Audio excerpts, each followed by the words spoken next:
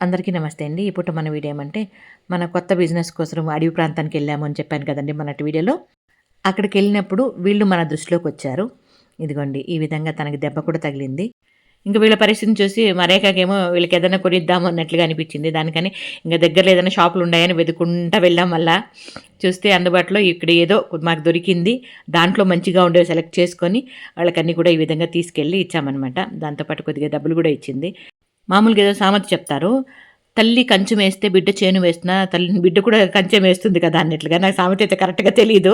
తెలియనప్పుడు ఎందుకమ్మా చెప్పేదంటే మీరు కరెక్షన్ చేస్తారు కదా! దానికని ఇంకో వీడియోకి పనికొస్తుంది కదా! అందుకని చెప్పాననమాట. ఇంకా ఆ చిన్న పిల్లోడు ఉన్నాడు కదా! వాడి పేరు రమణ. వాడికి మళ్ళా ఇద్దరు అక్కలు కూడా ఉన్నారు. ఎవరు స్కూలుకి కూడా పోరు వాళ్ళు.